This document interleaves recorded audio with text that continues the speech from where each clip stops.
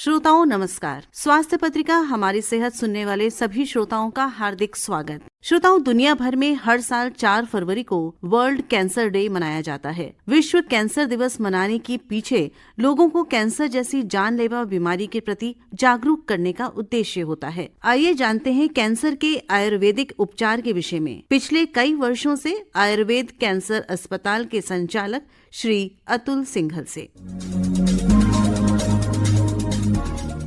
पूरे विश्व में हार्ट अटैक के बाद सबसे ज्यादा मौतें आजकल कैंसर से हो रही हैं। ये सब देखते हुए हमने ये देखा आयुर्वेद से कैंसर का इलाज हो सकता है। इसमें कारगर इलाज है, इसलिए पंचगव्य और आयुर्वेदिक पद्धति से कैंसर के इलाज की तरफ हमने काम करना शुरू किया। आयुर्वेद में कैंसर का जो इलाज है वो न केवल सस्ता है बल्कि अच्छा भी है और बिल्कुल पीड़ा रहित है। देखिए, आयुर्वेद के अंदर कोई ऐसी जांच के विषय नहीं होते हैं। हमारे जो आयुर्वेदाचार्य हैं, जो जिनको आप वैद्यराज भी बोल सकते हैं, वैद्य हैं, वो नाड़ी देखकर या लक्षण देखकर बता देते हैं कि क्या बीमारी है। आजकल तो खासतौर से जब कोई मरीज आयुर्वेद में जाता है तो आमतौर पर टेस्ट करा कर जाता है, जिसके अंदर उसमें ब्लड टेस्ट की रिपोर्ट भी होती है, सीटी स्कैन भी होता है, अल्ट्रासाउंड भी हो सकता है, पेट स्कैन भी हो सकता है। और किसी के पास ये रिपोर्ट अगर नहीं है तो भी सिम्टम्स देख के पता चल जाता है कि भाई इस व्यक्ति को कर्क रोग है, अर्बुद रोग है, और उसका उस तरीके से उपचार शुरू किया जा सकता है। शरीर के अंदर कोई गांठ है, जिसे गीठा भी बोल सकते हैं, कोई रसोली है, कोई जख्म है जो ठीक नहीं हो पा रहा, या लगातार कहीं से खून निकल रहा है शरीर के किसी अंग से, रक्तस्राव जिसको बोलते हैं वो हो रहा है, भूख नहीं लग रही है, लगातार वजन कम हो रहा है किसी का, या खाना निगलने में दिक्कत हो रही है, तो ये कुछ ऐसे लक्षण हैं जो कैंसर का कारण हो सकते हैं। जब कोई मरीज आता है तो इन लक्षणों के आधार पर आयुर्वेदाचार्य उसका इलाज करते हैं। जैसा मैंने आपको बताया कि पंचगव्य और आयुर्वेद से हम लोग इलाज करते हैं। सबसे पहले ये जानना भी जरूरी है कि पंचगव्य क्या है। देशी गाय, उसके उत्पाद से पंचगव्य तैयार होता है, जिसमें गाय का दूध, दही, घी, गोमय और गो अर्क, ये 5 चीजों को एक अनुपात में मिलाया जाता है, ये पंचगव्य तैयार होता है। और पंचगव्य का जो महत्व है ये हमारे शास्त्रों में भी लिखा है और हमारी जो आयुर्वेद के ग्रंथ हैं उसके अंदर भी इनका उल्लेख है। मैं यहाँ पर उल्लेख ये भी करना चाहूंगा महाभारत काल का। श्री कृष्ण जी को जब स्तनपान कराया पूतना ने और उनके शरीर के अंदर विष फैल गया था पूतना का स्तनपान करने से, तो शास्त्रों में उल्लेख है कि श्री कृष्ण जी को माता यशोदा ने और गोपियों ने पंचगव्य से स्नान कराया और पंचगव्य का पान कराया, और विष का प्रभाव जो है उनके शरीर में उससे खत्म हो गया। तो पंचगव्य के अंदर एक ऐसी अद्भुत शक्ति है, क्योंकि जो कर्क रोग है, जो कैंसर है, ये भी एक तरीके से जहर का काम करता है। जहर जैसे शरीर के अंदर आ गया तो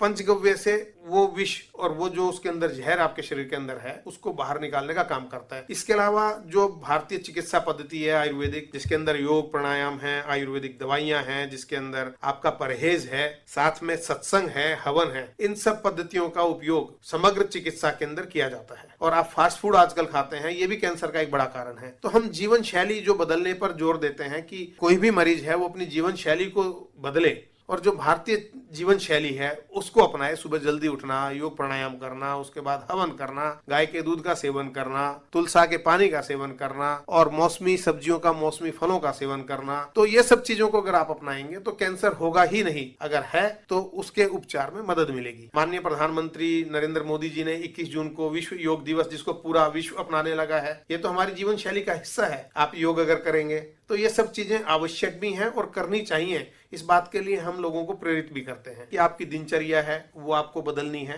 इसके अलावा आपको हम लेप करने के लिए कहते हैं। लेप होता है शरीर के अंदर, जो लेप होता है उसके अंदर आयुर्वेदिक दवाइयों का और गोमय को मिलाकर एक लेप तैयार किया जाता है। जिस अंग पर आपके कैंसर है उस पर अगर आप लेप करेंगे तो वो एक तरीके से रेडिएशन का काम करता है। श्यामा तुलसा का पानी उबालकर आप सादे पानी की बजाय अगर लगातार श्यामा तुलसी का पानी पिएंगे तो उसको आप एक कीमोथेरेपी से उसकी तुलना कर सकते हैं। जब हम हवन करते हैं तो हवन सामग्री ऐसी तैयार की जाती है जिसके अंदर जड़ी बूटियां डालते हैं जो कैंसर रोगियों के लिए फायदेमंद हैं।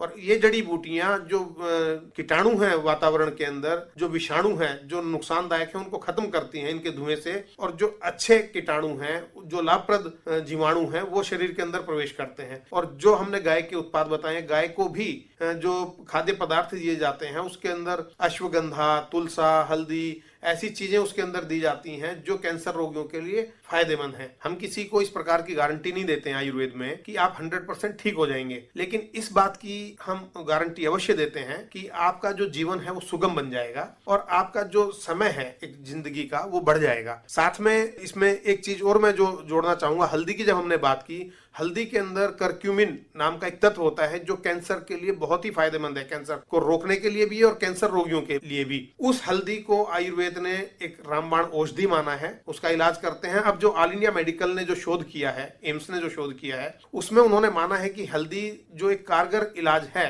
और पंचगव्य को भी all India medical of institute ने इस बात को माना है कि पंचगव्य से भी इलाज में काफी कारगर है ये कैंसर के इलाज के अंदर। आयुर्वेद के जो सूत्र हैं वो यही हैं कि आप तन मन को स्वस्थ रखें, अपने आचार विचार को ठीक रखें, नियमित जीवन शैली को अपनाएं। चीजें जो हैं वो आपको किसी भी बीमारी से दूर रखने के लिए काफी कामयाब है। केवल कैंसर नहीं और तमाम तरीके की बीमारियां आयुर्वेद की इस पद्धति से, इन चीजों के सेवन से या जीवन शैली को अपनाने से ठीक हो सकती हैं। जितने भी शोध हुए हैं उसमें सामने आया कि जो व्यक्ति तंबाकू का सेवन करता है किसी भी प्रकार से, वो बीड़ी सिगरेट या गुटखे के शक्ल में हो सकता है, उसको कैंसर अवश्य होता है, और चाहे 10 साल लगे 15 साल लगे। या यूं कहें कि जो तंबाकू है वो कैंसर का एक सबसे बड़े कारणों में से एक है। खासतौर से जो मुंह का कैंसर है, मुंह का, गले का जो या फेफड़ों का कैंसर होता है, वो बीड़ी सिगरेट पीने वालों को होता है या गुटखा खाने वालों को होता है। जो हमने खान पान और जीवन शैली की बात की, अगर उसको बदल देंगे, इन सब चीजों को छोड़ देंगे, तो निश्चित तौर पर आप कैंसर से बचे रहेंगे। बहुत बहुत धन्यवाद।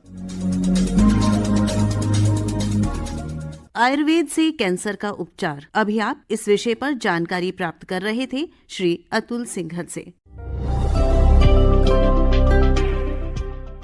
आप सुन रहे हैं कार्यक्रम स्वास्थ्य पत्रिका हमारी सेहत।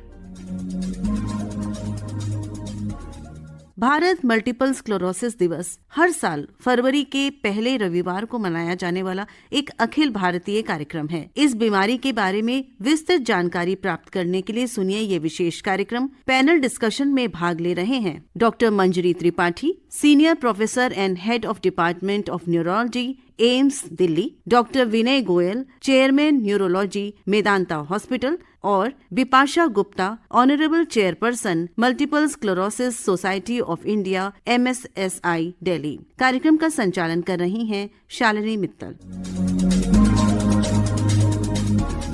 तो हमारे साथ इतने जानकार मौजूद हैं।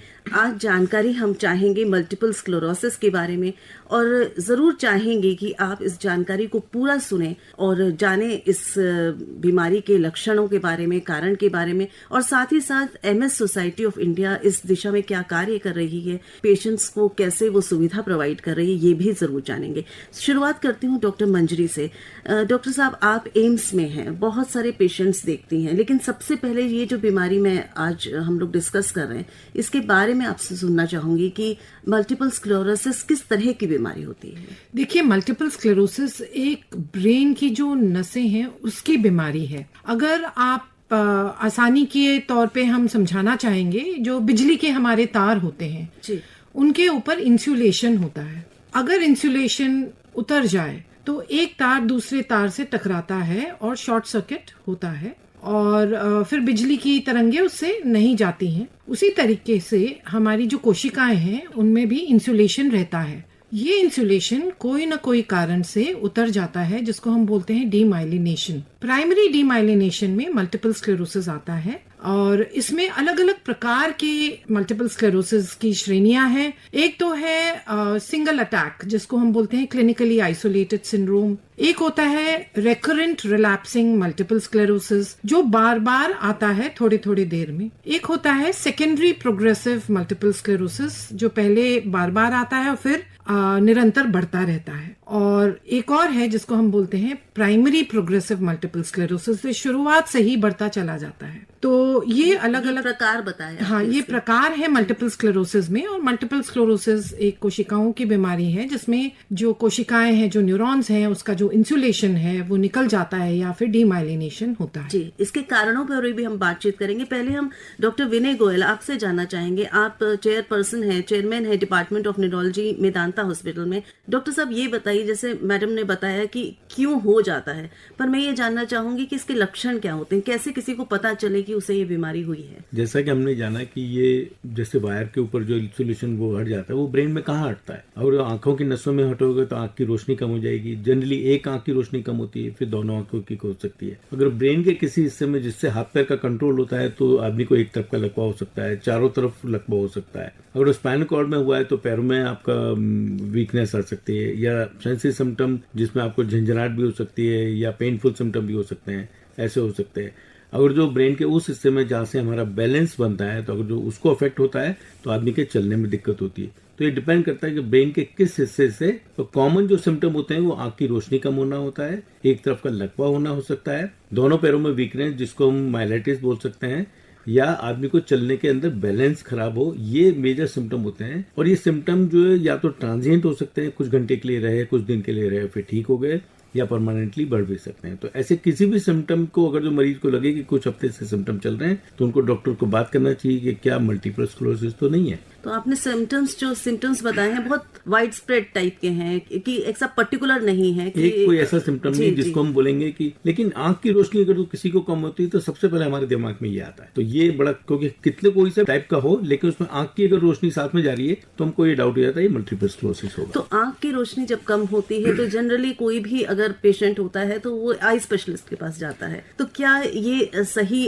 डायग्नोसिस हो जाता है? नहीं, बिल्कुल ठीक कहा आपने, और बिल्कुल ठीक भी है। वो आंख की कोई भी तकलीफ हो और आप आंख के डॉक्टर को दिखाते हैं, वो इस बीमारी के बारे में बहुत अच्छी तरह से जानते हैं। वो पेशेंट को एग्जामिन करके बता देते हैं ये आंख की, सिर्फ आंख की बीमारी नहीं है, आंख के पीछे की जो ऑप्टिक नर्व है, नस है, उसमें सूजन आई है जिससे आपकी आंख की रोशनी गई है। तो ज्यादातर लोग न्यूरोलॉजिस्ट के पास रेफर करते हैं, फिर उसका दूसरे टेस्ट करके ये जांच कर लेते हैं कि ये बीमारी और शरीर में कहाँ कहाँ है। तो ये दूसरे कंफर्मेटरी टेस्ट कौन से होते हैं डॉक्टर साहब, वो भी बताएं। ये बहुत सारी चीजें आंख के लिए हम एक विजुअल इवोक रेस्पॉन्स करते हैं, जिसमें आप एक मरीज को टीवी के आगे बिठाते हैं जिसमें चेकर बोर्ड टाइप का पैटर्न होता है, उससे रिकॉर्ड कर लेते हैं कि ऑप्टिक नर्व में कितनी स्पीड से लाइट क्रॉस कर रही है। एक ब्रेन का एमआरआई करते हैं जिससे पता चल जाता है कि ब्रेन में कहाँ कहाँ स्पॉट्स आ रहे हैं। स्पाइनल कॉर्ड का एमआरआई करते हैं जिससे पता चलता है स्पाइनल कॉर्ड में कहाँ कहाँ स्पॉट्स आ रहे हैं। फिर कमर का पानी निकाल के उसमें बहुत सारे टेस्ट होने लगे।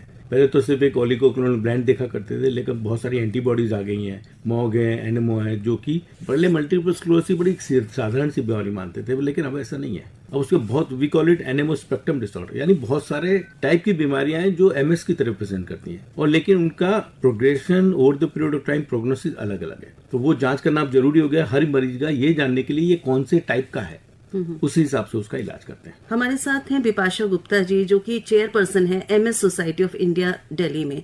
तो सबसे पहले बिपाशा जी ये जानना चाहेंगे कि एमएस सोसाइटी क्या है, क्या कार्य कर रही है, और जो इंडिया एमएस डे है उस पर भी आप बताएं हमें। एमएस सोसाइटी जो है ये गठन किया गया था 1985 में, ये सोचकर कि मल्टीपल स्क्लेरोसिस ऐसे डिजीज था उस समय कि इसके बारे में जानकारी बहुत कम था। तो डॉक्टर्स डायग्नोस करते थे उस समय, बट मुश्किल से करते थे। फिर एमएस सोसाइटी आगे आके ये क्रिएट करने लगे, अवेयरनेस क्रिएट करने लगे कि इस तरह का बीमारी भी हो सकता है, आप किस डॉक्टर के पास जाएंगे, और इनको बहुत ज्यादा हम लोग सपोर्ट करते हैं। काउंसलिंग का जरूरत पड़ता है, वो एमएस सोसाइटी करते हैं। हर एमएस पर्सन डिसेबल नहीं होते हैं, ये अपने ऊपर है, कितनी पॉजिटिव रह सकते हो, किस तरह से अपने को मैनेज कर सकते हो, तो ये हम लोग समझाते हैं। बेसिकली काउंसलिंग पर ज्यादा जोर होता है, काउंसलिंग पर जोर होता है। हम लोग बहुत से काम करते हैं, जैसे जो ऑलरेडी डिसेबल हो गए, बेडरिडन हो गए, उनको होम फिजियोथेरेपी कराते हैं, नर्स भेजते हैं कि उनके सेवा करने के लिए लिखेंगे। How to deal with that disease, इसमें जो प्रोसेस में जो समस्याएं आती हैं उसमें आप मदद करते हैं। हाँ, तो ये बताइए कि ये डे जो आप बात कर रहे थे कि इंडिया एमएस डे मनाया जाता है 4 फरवरी को, तो इसका क्या उद्देश्य? हमारे इंडिया में हमारा 9 चैप्टर्स है और एक हेड ऑफिस है, तो ये पूरा इंडिया में फैला हुआ है। बट हम लोग हर स्टेट में काम करते हैं, जैसे एमएस सोसाइटी दिल्ली 8 स्टेट के लिए काम करते हैं नॉर्थ इंडिया का, तो वो लोग सब हमारे साथ रजिस्टर होते हैं। लेकिन ये हम लोग इस बात को कैसे फैलाएंगे? इंडिया एमएस डे के दिन हम लोग मैसिव अवेयरनेस करते हैं। ये शुरू हुआ 2018 थोड़े से लेट ही शुरू हुआ, बट 2018 में हम लोग फरवरी के महीने में रखा, first Sunday of February. All over India हमारा अवेयरनेस होना बहुत जरूरी है, क्योंकि छोटे छोटे पॉकेट्स है जहाँ लोगों को इसके बारे में जानकारी ही नहीं है। तो हम लोग चाहते हैं कि वो लोग क्या करना चाहिए उनको, और कैसे डॉक्टर के पास पहुंचना चाहिए, इसको इग्नोर नहीं करना चाहिए कोई भी सिम्टम को। बिल्कुल सही बात, इग्नोर नहीं करना चाहिए, क्योंकि कोई भी चीज अगर इग्नोर की जाए तो वो बढ़ सकती है और डॉक्टर के लिए भी परेशानी हो सकती है उसको क्योर करने में। डॉक्टर मंजरी, मैं आपसे ये जानना चाहूंगी किस तरह से उपचार की प्रक्रिया रहती है? देखिए, मुख्य तो होता है हिस्ट्री, या लक्षण कैसे आए, कब आए, कितनी देर में बढ़े और कितनी बार आए। उसके बाद हम एग्जामिनेशन करते हैं जिसमें हमको क्लिनिकल क्लूज मिलते हैं। कुछ ऐसे क्लूज हैं जो बहुत सपोर्टिव होते हैं डायग्नोसिस के लिए।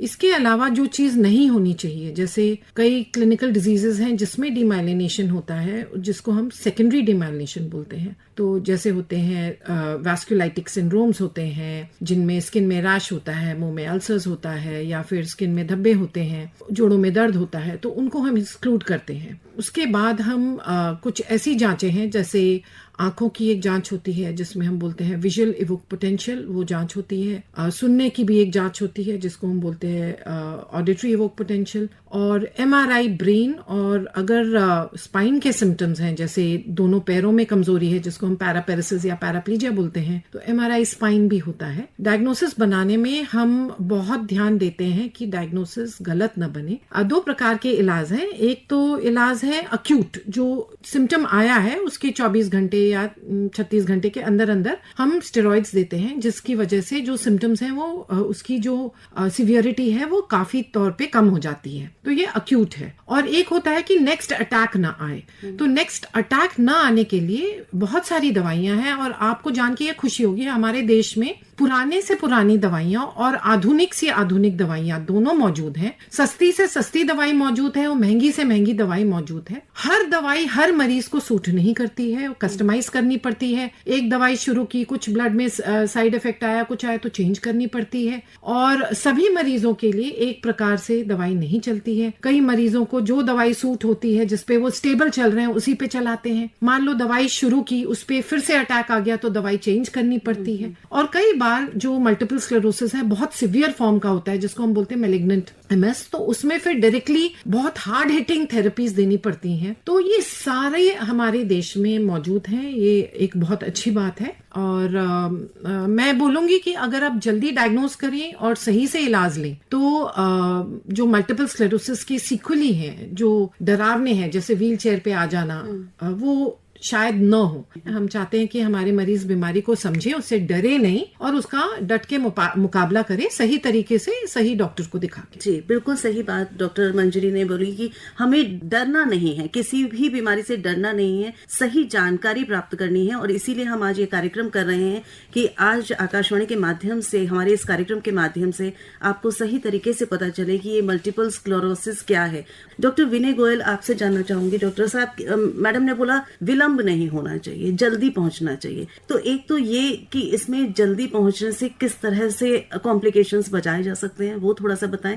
फिर मैं ये भी पूछना चाहूंगी कि ये किस एज ग्रुप को ज्यादा अटैक आता है मल्टीपल स्क्लेरोसिस? मैं आपका दूसरा सवाल पहले ले लेता हूं। जनरली ये जो है start from second decade to 5th to 6th decade, ये कॉमन होता है। 3rd 4th डिकेड में हाईएस्ट नंबर पेशेंट। कुछ खास कारण होता है इसका? हाँ, कारण तो जैसा कि हम पहले भी डिस्कस कर रहे थे, इसका एग्जैक्ट कारण क्या होता है ये हम नहीं जानते हैं। इनको बोलते हैं ऑटो इम्यून डिसऑर्डर, मतलब बॉडी जो है अपने ही टिश्यू के अगेंस्ट में एंटीबॉडी बनाता है। एंटीबॉडी का काम होता है जो भी अनरिक्वायर्ड टिश्यू उसको डिस्ट्रॉय कर देता है। तो किसी कारण से वो ऐसा हो सकता है, ऐसा मानते हैं जनरली वायरल इन्फेक्शंस होते हैं, या किसी वजह से ये ऑटो इम्यून एंटीबॉडीज प्रोड्यूस हो जाती हैं, जो अपने जैसे नर्व्स के ऊपर जो इंसुलेशन है हमारे लिए एसेंशियल है, ये हमारे बॉडी का पार्ट है, लेकिन उसके अगेंस्ट में एंटीबॉडी बन जाती है, जिससे वो इंसुलेशन को डिस्ट्रॉय कर देता है। तो ये बेसिक मैकेनिज्म है जिसके, और ये पूरे शरीर में जहां जहां नर्व्स हैं सब जगह इंसुलेशन होता है, तो वो कहीं भी उसको अफेक्ट कर सकता है। दूसरा आपने सवाल पूछा था कि अगर विलंब हो जाए आने में तो क्या कॉम्प्लिकेशंस? जैसे कि अभी हम डिस्कस कर रहे थे कि अगर आंख की रोशनी गई है और आप इमीडिएटली आते हैं, तो उस दवा देके उसके सूजन को जितना जल्दी कम करेंगे, आंख की रोशनी जल्दी रिकवर कर जाएगी। वही आप हफ्ते 2 हफ्ते बाद आएंगे तो एक डेफिसिट रहने के चांसेस रह जाते हैं। तो चाहे वो लकवा हुआ हो, चाहे आंख की रोशनी गई हो, या आपका बैलेंस बिगड़ा हो,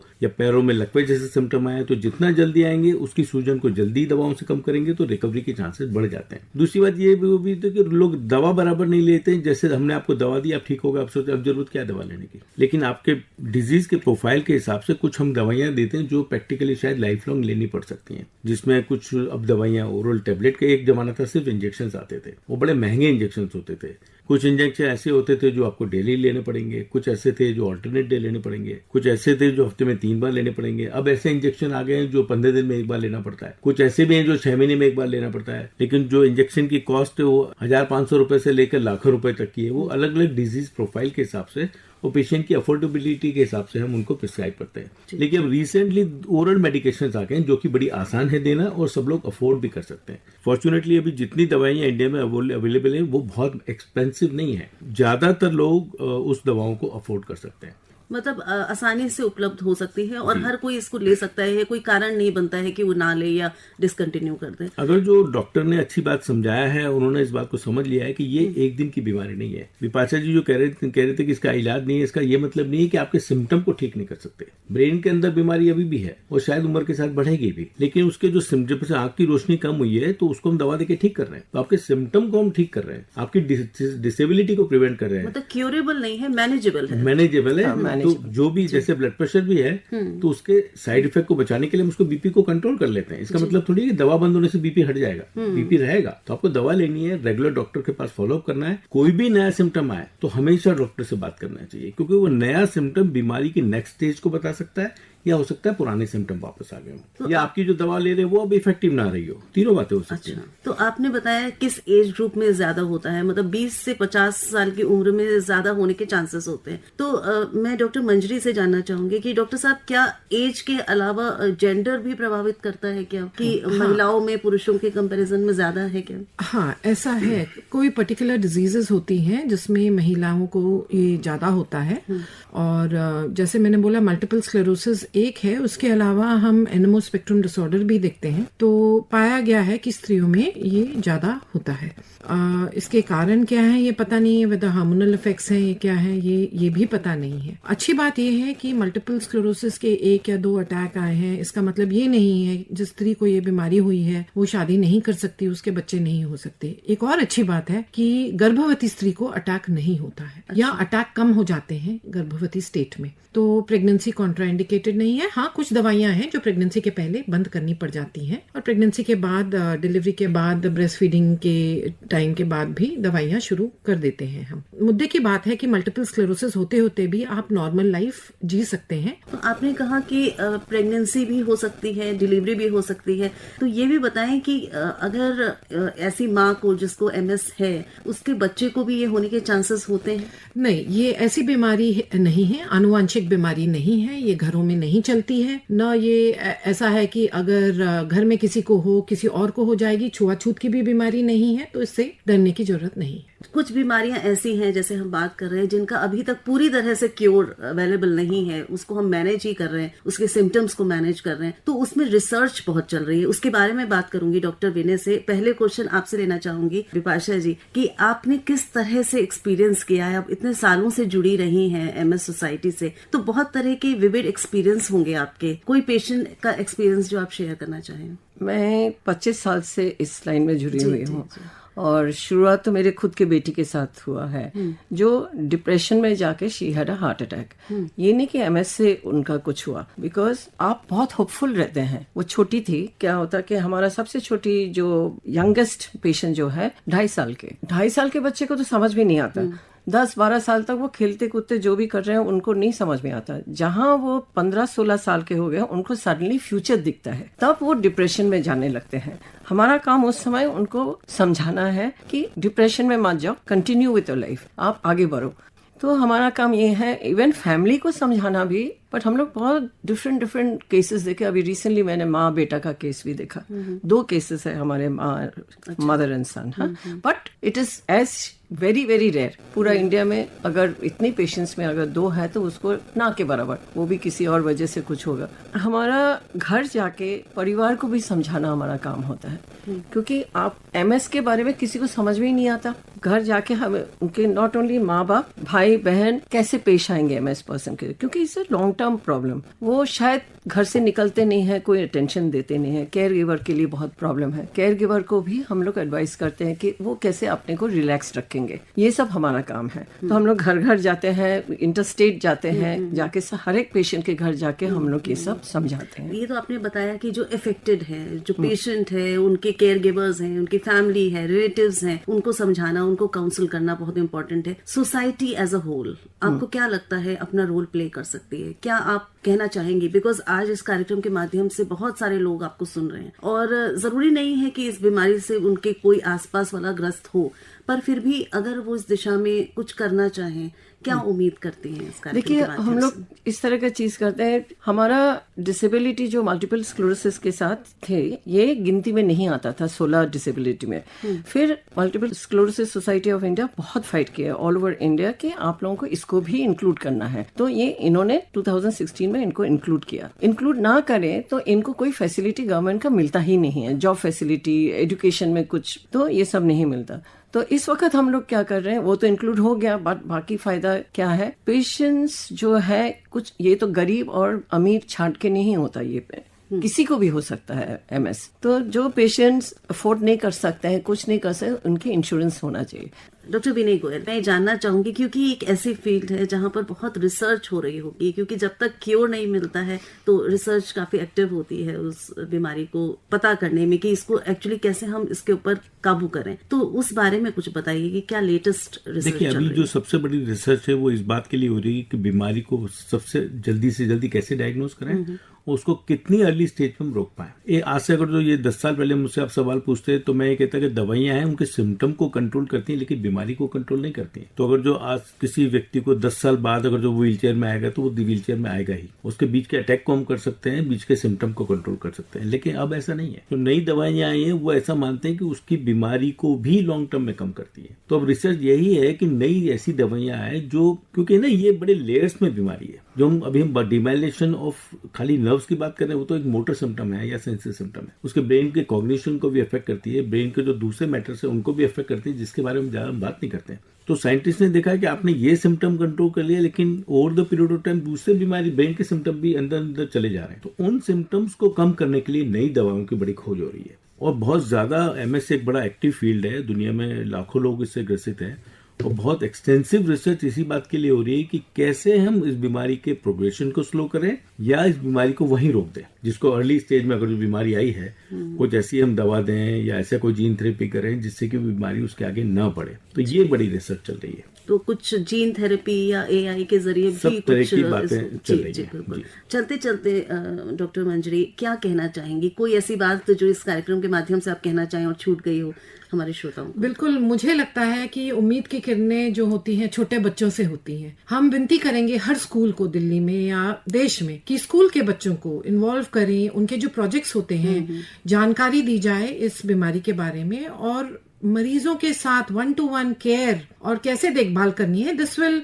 generate empathy for diseases in children and knowledge, जिससे बीमारी के प्रति जो गलत फहमी है या फिर गलत धारणाएं हैं वो जाएंगी। बहुत अच्छी बात आपने बोली है और बिल्कुल एजुकेशन के माध्यम से, अवेयरनेस के माध्यम से हम इसको फैला सकते हैं। डॉक्टर विनय गोयल क्या कहेंगे चलते चलते? समाज के लिए सबसे इम्पोर्टेंट बात ये जानना है, अगर जो किसी व्यक्ति को इस बीमारी है तो उसका सहारा बन जाए, बजाय इसके कि उसको क्रिटिसाइज करे या अपॉर्चुनिटी ना दे। उसको आपको रिहेबिलिटेट करना है। पहले उसके भागदौड़ का काम था तो उसको आप डेस्क जॉब दे दीजिए, या उसका दिमाग बहुत अच्छा है, इज ब्रिलियंट मैन, तो उसको दिमाग का काम दें जिससे कि वो अपनी आजीविका भी कमा सके, अपना परिवार भी पाल सके और साथ साथ अपना जीवन यापन भी कर सके। उम्मीद है, जीवन है, तब तक उम्मीदें भी चलती हैं और हम जरूर चाहेंगे कि हमारे जो श्रोता इस कार्यक्रम के साथ आज जुड़े हुए हैं वो इस चीज को समझें, जाने कि बीमारी कोई भी हो उसको समझें, उससे डरे नहीं। ये बात हम आज इस कार्यक्रम के माध्यम से जो एक टेक अवे की तरह से दे रहे हैं। दूसरी बात,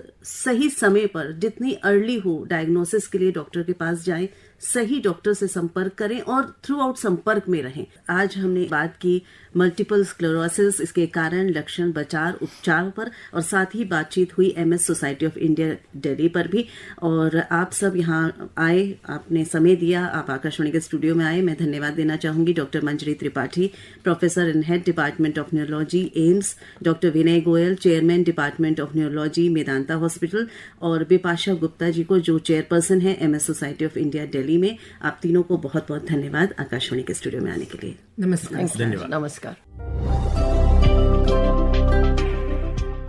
इसी के साथ आज की स्वास्थ्य पत्रिका हमारी सेहत समाप्त होती है। फिर मिलेंगे अगली बार, तब तक के लिए स्वीकार करें हमारा नमस्कार। अभी आप आकाशवाणी दिल्ली से सुन रहे थे कार्यक्रम स्वास्थ्य पत्रिका हमारी सेहत। कार्यक्रम की प्रस्तुतकर्ता थी शालिनी मित्तल।